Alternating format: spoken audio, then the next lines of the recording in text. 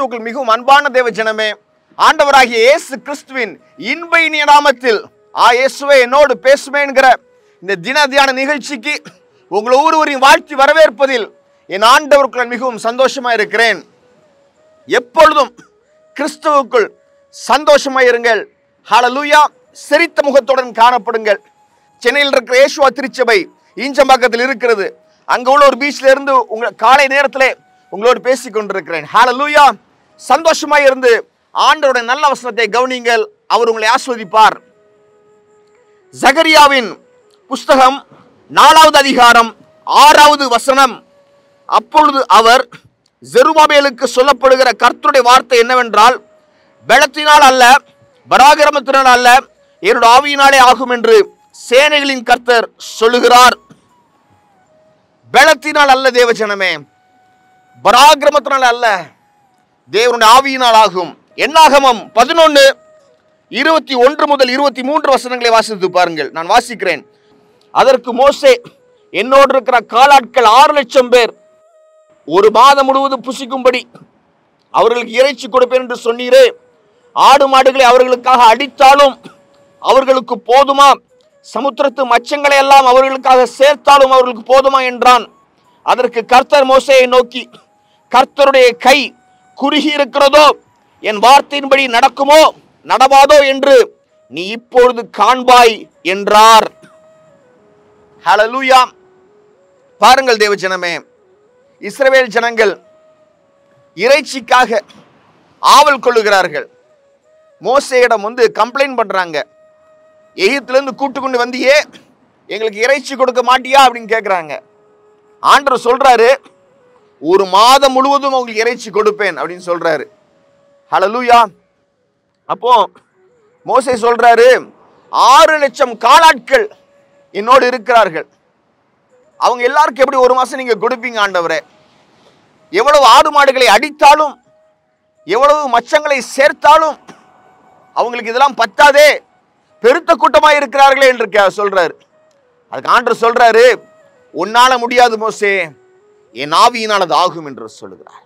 நீங்க சொல்றீங்க, என் சூழ்நிலைமை ரொம்ப அதிகமா இருக்கிறது, என் கை மிஞ்சி போகிறது, என்னால் முடியாது என்று சொல்றீங்க. ஆண்டவர் சொல்லுகிறாரு, உன் பலத்தினால் அல்ல, உன் பராக்கிரமத்தினால் அல்ல, என் ஆவியினாலே ஆகும் என்று அவர் சொல்லுகிறார். ஹல்லேலூயா. பாருங்கள், என்னாகமம் 11:31-32 வசனங்களை வாசிக்கிறேன். அப்பொழுது கர்த்தரிடத்திலிருந்து புறப்பட்ட ஒரு காற்று சமுத்திரத்திலிருந்து காடைகளை அடித்துக் கொண்டு வந்து பாளையத்தை சுற்றிலும் இந்த பக்கம் ஒரு நாள் பிரயாணம் மட்டும் அந்த பக்கம் ஒரு நாள் பிரயாணம் மட்டும் தரையின் மேல் 2 முழ உயரம் விழுந்து கிடக்க செய்தது. அப்பொழுது ஜனங்கள் எழும்பி அன்று பகல் முழுவதும் ரா முழுவதும் மறுநாள் முழுவதும் காடைகளை சேர்த்தார்கள். கொஞ்சமாய் சேர்த்தவன் 10 ஓமர் அளவு சேர்த்தான். அவைகளை பாளையத்தை சுற்றிலும் தங்களுக்காக குவித்து வைத்தார்கள். பரிசுத்த வசனம் சொல்லுகிறது, பலத்தினால் நடக்கல, பராக்கிரமத்தினால் நடக்கல. காடைகள் எப்படி வந்தது? கர்த்தரிடத்திலிருந்து ஒரு காற்று புறப்பட்டது. ஒரே காற்று தான் புறப்பட்டது. ஹல்லேலூயா. 2 காற்று 3 காற்று அல்ல, ஒரு காற்று புறப்பட்டது. காற்று என்றாலே ஆண்டவருடைய ஆவியை குறிக்கும் தேவ ஜனமே. அவருடைய ஆவியின் வல்லமை அவரிடத்திலிருந்து புறப்பட்டு காடைகளை எல்லா பக்கங்களிலும் இருந்து அடித்து கொண்டு வந்து பாளையத்திலே போய் சேர்த்தது. பாருங்கள், அப்பொழுது குவிந்து கிடந்தது. ஹல்லேலூயா. அவங்களுக்கு ஹார்ட் ஒர்க். ஹல்லேலூயா. அதை சேர்ப்பதே அவங்களுக்கு ஒரு பெரிய வேலையாயிருச்சு. பாளையத்தில் இந்த சைடு அந்த சைடு நல்ல இவ்வளவு ஹைட்டுக்கு வந்து காடைகளுக்கு இருக்குது. அவங்களுக்கு குமிஞ்சிருச்சு. அவங்களுக்கு என்ன செய்யனே தெரியல. ஹல்லேலூயா. அந்த அளவுக்கு ஆண்டவர் உங்களை ஆசீர்வதிப்பார். ஹல்லேலூயா. பாருங்க, அவருடைய ஆவியானவர் உங்களுக்காக கிரியை செய்வார். அப்போ பலத்தினால் நடவாத காரியங்கள், பராக்கிரமத்தால் நடவாத காரியங்கள் அவருடைய ஆவியினாலே நடக்கும். அவருடைய ஆவியானவராலே நடக்கும் தேவ ஜனமே. ஹல்லேலூயா.